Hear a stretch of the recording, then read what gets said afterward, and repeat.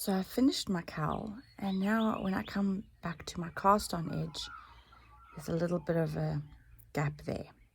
So all we need to do is, when we weave in our ends, I'm just going to use that tail to just close that up. So might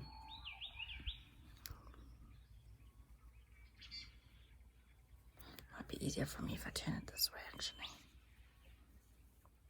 So there's that edge, and because that's from the actual beginning of the cast on, I'm going to go to that matching side, also the cast on. So I'm not going to start seaming up here or anything, just start with the actual edge. So I'm going to try and capture that little V section there.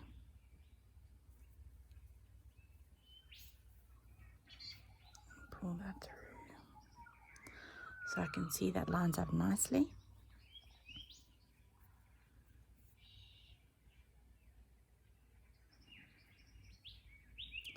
And now I'm catching that V, the original V again. There's my thread, there's where I've just come through, and there's the beginning V from my cast on. And then I'm just going to make sure that if there is any gaps I can see, there's a gap. It's really small, but I'll just make sure I weave through there.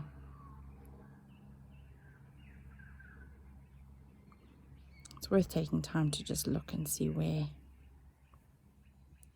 to thread the yarn so that you're not exposing it on the right side.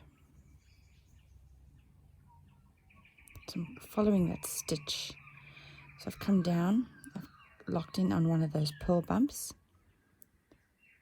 and then going up on one of the other backs of the stitches, and I'm going to catch that cast on edge again. There we go.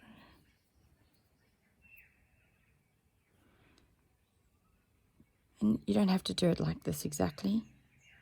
It's just when you look at your knitting, you'll see trying to follow the stitches as much as possible so that you're replicating that. See, there's a purl bump. There's a purl bump. I'm just going to come through there. And that closes that nicely as well. All right, and now I think I'm okay to just do a regular weave in. So I like to do duplicate stitch. So what I'll do here is I'll follow, there's a purl bump. I'm going to actually follow that stitch. See, there's a, I'm not sure if you can see that, but there's a stitch there from going through that light blue. So I'm going to follow that thread actually and go where that, the same line as where that light blue yarn goes through. It comes up here, so I'm going to follow that up, and then you can still see it running around there underneath those stitches, so that's where I'll go through underneath.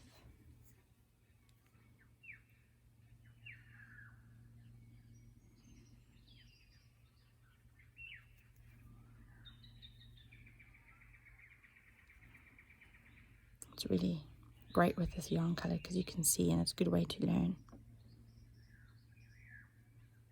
Okay, I'm following it again down through that bottom of that stitch.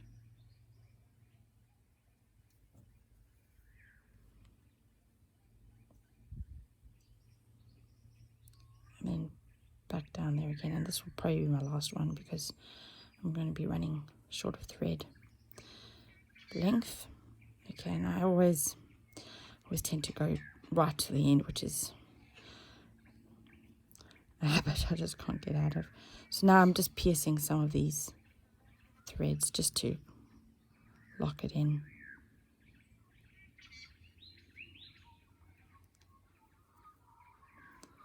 And then I'm going to do something in the opposite direction.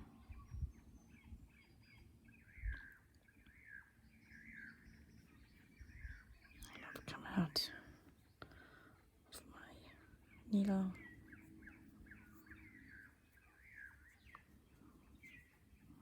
I'm just going to do it one more time. I've lost my thread, it's too short. So I'm going to just, I'm probably just going to come through a couple of these. I'm just piercing them just so that it just gives me a little bit of extra security that's locked in. There we go.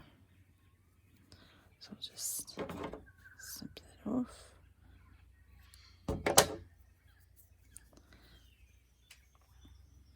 There's my cast on edge.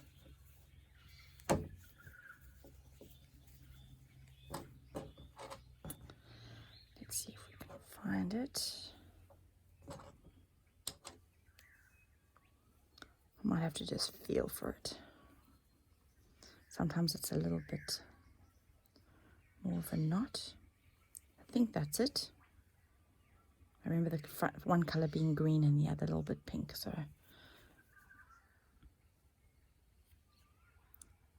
yep, that's the way I've done it. So as you can see, that's the finished weaving, and I'm not sure if you can see little bits there, but it's only for a trained eye, so that should be, it's all sealed up there now. And that's great because it was just as easy as weaving in ends, just a couple of extra stitches. And there you go, that's the end of the next chapter cowl. If you've got any feedback, leave me a comment down below. Thank you.